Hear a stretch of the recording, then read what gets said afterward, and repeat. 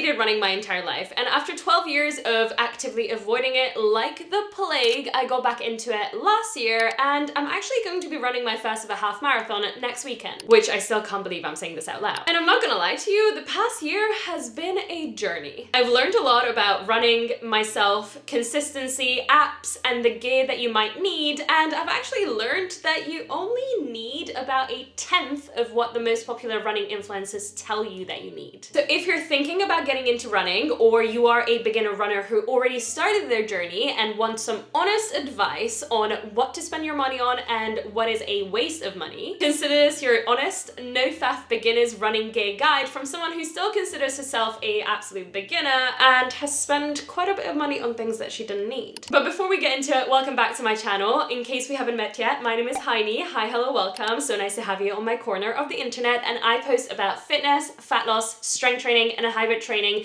every single week for you. And I don't know if I've mentioned this, but I'm actually a week out from my first ever half marathon, which is still so freaking crazy for me. Now, as I said, I didn't always love running. I actually grew up as a gymnast in East Europe, and I was consistently told by my coaches to lose weight, and the only thing that they told me that I could do to help with that is restrict my food intake and go out on runs to sweat away the fat. So obviously my relationship to running was all about punishment, and I thought that it was going to tone me up in no time. Well, that didn't happen. So after quitting and slowly recovering from my disordered eating habits, I got into bodybuilding, which obviously is not a runner's sport. It's all about building muscle, building your curves, sculpting your body, and then shredding down for competitions where you remain basically lean for only 2 days. And after my last bodybuilding show in 2022, I was feeling a little bit lost. I was trying to figure out which direction to take with my training, because I've been a lifelong athlete. Even before gymnastics, I was swimming, I was playing handball, so I was doing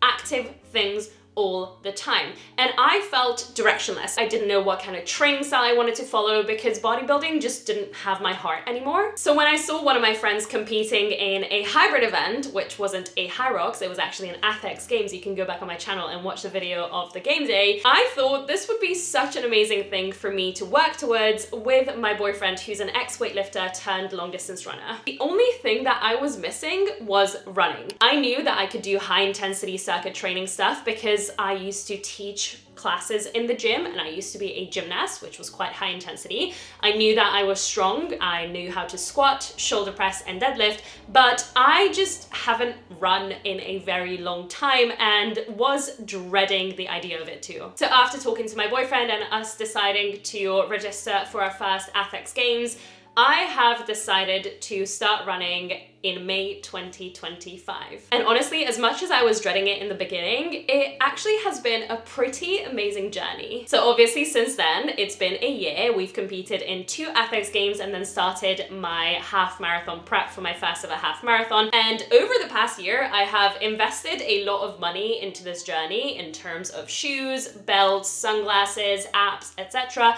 And I wanted to de-influence you in this video because there's so many things out there that you genuinely just do not need. Because running shouldn't be an expensive sport. It's quite easy, quite low barrier to entry, and you don't need a lot of things for you to be successful in it and for you to enjoy it. If you were asking me what is the #1 thing that's worth investing into, I would say shoes. Save your money on everything else. Now, obviously, it's a very, very confusing thing to invest into because there's just so many different models, so many different brands, so many different kinds of training shoes, and there's a lot of influencers out there who have like a rotation of 5 or 6 shoes that they have. You absolutely do not need that. If you are just getting into running, you only need 1, maximum 2 pairs of shoes, 1 for road running and 1 for trail running. But even that is excessive. And before you decide to go with a shoe that you see an influencer recommend to you, I am begging you, do not do that. Do not waste your money. Go and get a gait analysis done. There's so many running shops out there that provide this service for completely free. I know for a fact I got one done in Runner's Need, and then I went to the Nike store in Oxford Circus where they have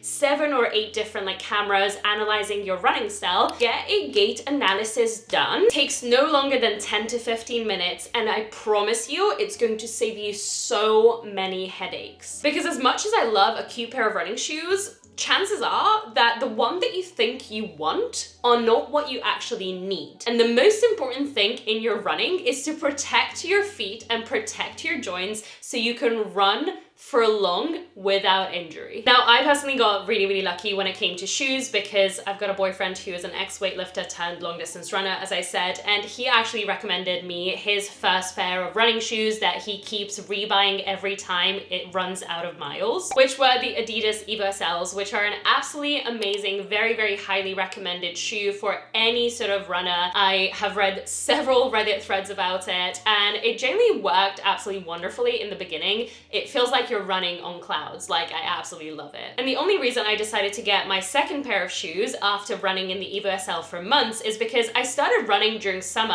and I didn't factor in how slippery Evo SLs will be when the rain starts falling. They're road running shoes, they're quite cloudy, quite light, and they're quite slippery too, so they don't have any grip. And when the rain started falling, I first of all was slipping and sliding all directions, and second of all, I just hated the feeling of water being inside of my shoes because it's not waterproof, which is when I decided to invest in my Nike Pegasus Trails, which are one of my favorite shoes. They are very versatile. You can run on trail, you can run on road in them. There's a Gore-Tex version, which means that they're basically fully waterproof, and it held up really well in rain and also in snow when I ran my first 10K in Hungary. Now, the biggest difference that I've noticed between these two shoes is that, as I said, the Evo SLs are super lightweight, they're super padded, and the Pegasus were a little bit more firm, but I personally actually preferred the firmer shoes and I preferred the Pegasus over the Evo SLs a lot more. So sometimes I would take out my Pegasus even when it wasn't raining outside. And after buying myself the Pegasus a couple of months later during Christmas, my boyfriend actually surprised me with some Adidas Boston 13s, which he intended to be my race shoes, but I actually discovered that I preferred the stability that the Bostons had over the Evo SLs for my faster runs, for my tempo runs, and for my time tests when I was testing my 5K and 10K, because I am hypermobile, so having a little bit more stability in the shoe was just a godsend to me. When it comes to buying your shoes, obviously you do not need 3 pairs of shoes. 1 pair of shoe is perfectly fine.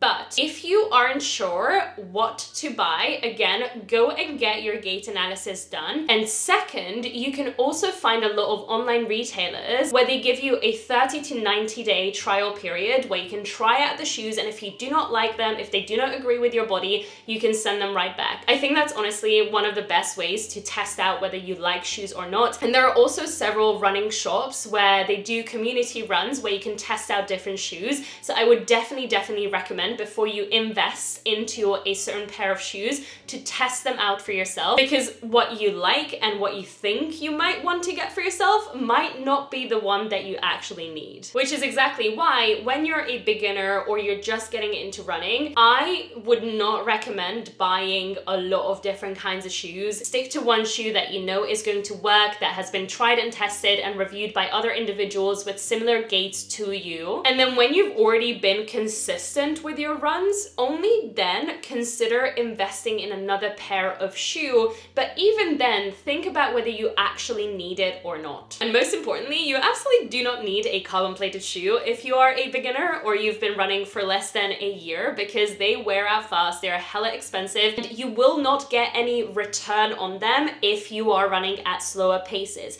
They work best at fast paces, so you do not need carbon plated shoes. So now that we've covered the number 1 most important piece of gear, let's look at the good to have gear that I have tested out and I pretty much enjoyed having. One of them being a smartwatch. Having a smartwatch like an Apple Watch or a Garmin can be super helpful to track your runs and to track your improvements. I personally have had this Apple Watch, I think it's a Series 6, for over 6 to 7 years. The only issue that I have with my Apple Watch is genuinely that the battery is very old now, so I have to put it on charge earlier and earlier during the day.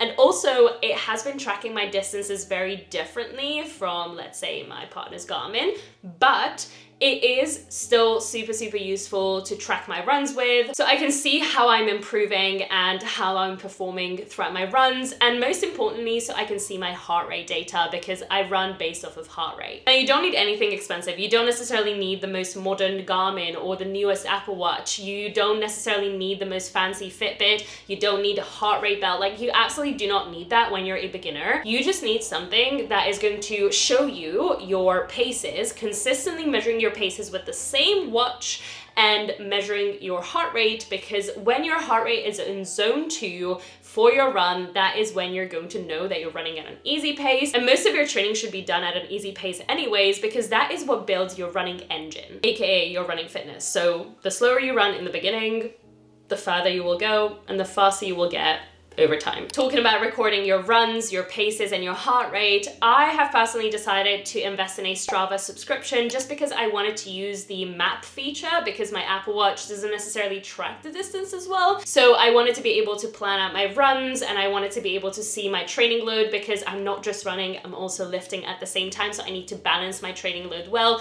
But having a Strava subscription has been really, really helpful in determining how my running fitness is coming along, how my training outside of running is feeding into my running fitness. So it's been really, really helpful, but you don't necessarily need it. Trust me. If you can just log your runs somewhere and see how you're improving, that's more than enough for you. But going on Strava has been absolutely a load of fun, because in the beginning I was literally running like a 7-minute 30-kilometer, and now I have been able to see all of my stats and how that has improved, and I actually hit so many personal bests, and now my easy runs a year later are at a 6-minute pace or sub 6-minute pace most of the time, which is absolutely incredible to see. A couple of other things that I actually use on a regular basis were my Decathlon running belt that I actually invested in just a month ago. Until then, I was using a fanny pack that I had, but during my running journey, I've actually leaned out and my body composition has changed quite a bit. So my fanny pack became quite loose, even on the tightest settings. So I just felt like I needed something that stuck to my waist a little bit more, and I decided to go to Decathlon and get one of their running belts, and it's honestly been absolutely incredible. I just needed some pockets. Because I don't know about you, but most of the gym clothes and most of the running gear for women has no pockets, and it absolutely freaking blows my mind. Talking about pockets, I've actually got some trail shoes from Decathlon too, which I absolutely love. But the trail shorts from Decathlon have been a godsend in terms of the amount of pockets that it has, so I can carry a lot of things with me. The only downside to them is that even though they're a little bit longer in the inside short,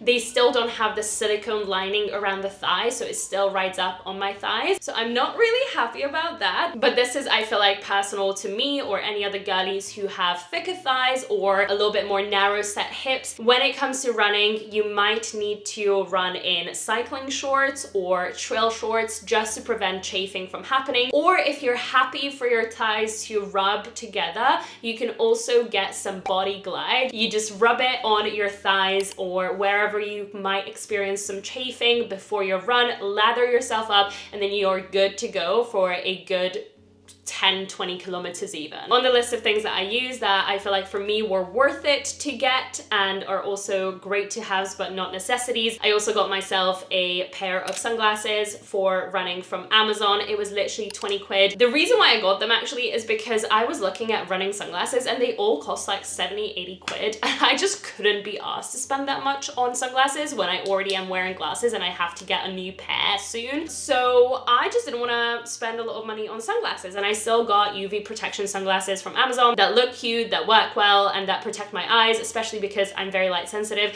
and I don't usually run in my glasses because I don't need it for the prescription. I just have an inner cross eye, so I'm special like that.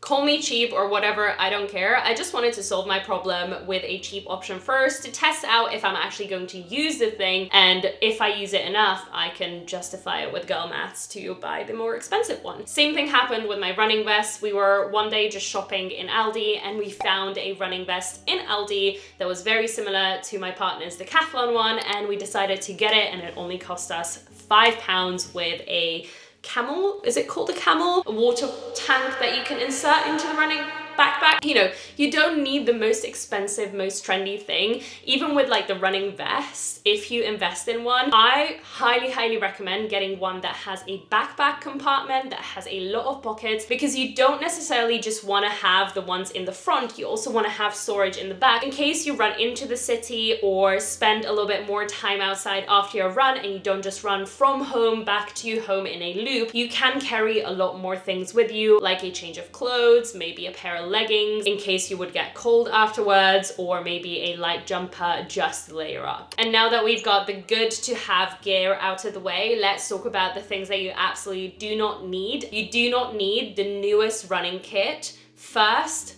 see what you have in your wardrobe and use those clothes. The only reason I got the running shorts is because I needed something with pockets because I didn't have the belt yet. You also do not need the most fancy compression sleeves if you're a beginner runner. You do not need the most fancy water bottles. Just get something that's simple, especially if you're not going on long runs. You are not going to take a lot of things with you. So I beg you, do not invest in things that you do not need. First, look at what problem you're trying to solve with the thing that you are going to get, and only invest into it if it fully solves your problem or if you can get it at a very cheap price, because you are going to wear and tear those things very quickly. And now that we've got the must-haves, good-to-haves, and you actually don't need this stuff out of the way, let's talk a little bit about nutrition, because I feel like there's a lot of people doing things that they don't need and buying things that they absolutely don't need for running. Number one being electrolytes. You do not need electrolytes. If you're a beginner runner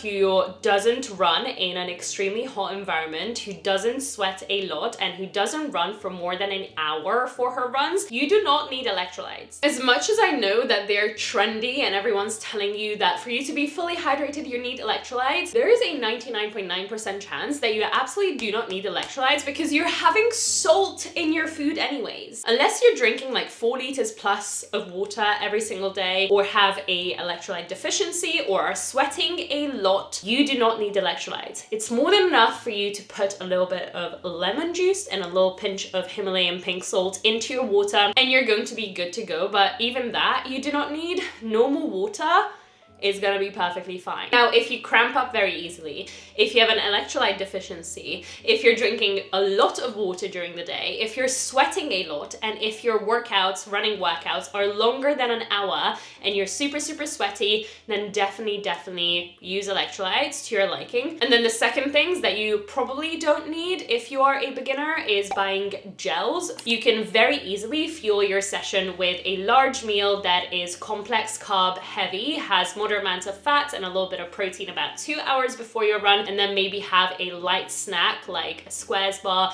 right before your run, so you have enough carbs for your run. But if you aren't running long distances where you're not going to stop for fueling, where you're not going to tire yourself out, you absolutely do not need gels. I personally started using them for the Apex Games because it was a 2.5 hour long session where you start with strength training and then you go into your endurance session, which is a high intensity endurance session, and then you go into another bit which is a circuit training, kind of like Metcon bit. So I used 2 gels when I was there, and it was totally necessary because I was depleting my glycogen stores all the time. But if you're not doing high intensity activity, if your runs are not longer than an hour, hour 15, if your runs are not too taxing on your body, you do not necessarily need gels. You can very easily save your money and get yourself some dates or get yourself some candy that you like to eat and use that as your fuel. Especially on long runs, I have quite a few clients who got into running recently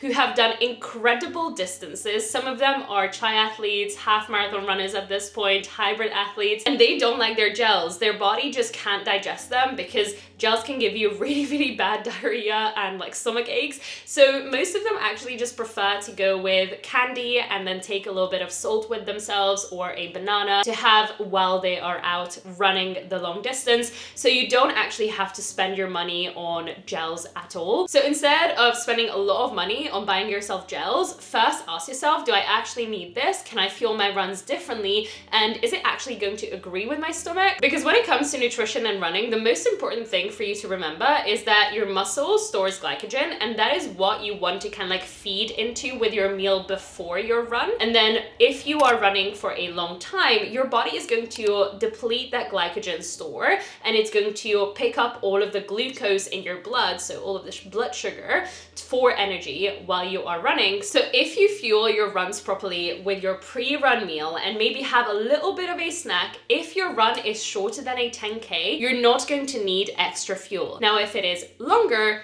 definitely try to figure out what fueling technique works the best for you. Test out several different things, and then if you definitely need to resort to gels like I am going to for my half marathon, make sure that your digestive system is trained to accept it, because you do not want to have explosive diarrhea in the middle of your race. And if your body absolutely cannot tolerate gels, just stick to candy and maybe a little bit of pink salt in your water while you're running. And that is basically all that you need. So this is again coming from personal experience as a beginner runner, experience of other people around me who are more seasoned athletes and seasoned runners, some of them even ultra runners, and just my research and qualifications that I've done as a female fat loss coach who has helped over 300 women over the past 7 years. So again, take this with a grain of salt, and always, always, always choose what is best for you and what you feel is a necessity. Do not invest your money, especially if you're a beginner runner or you're getting into running just now. You do not need the most high-tech, newest gear. Look at what you've already got and start with that, and then get consistent. And when you hit a milestone, or when you find that there is a necessity for you to fill, then invest in stuff that you know you absolutely need, because most of the stuff that is promoted online is absolute BS and it's a waste of money. And I would hate for you to feel like you can't get into running because you have to run fast, you have to run far,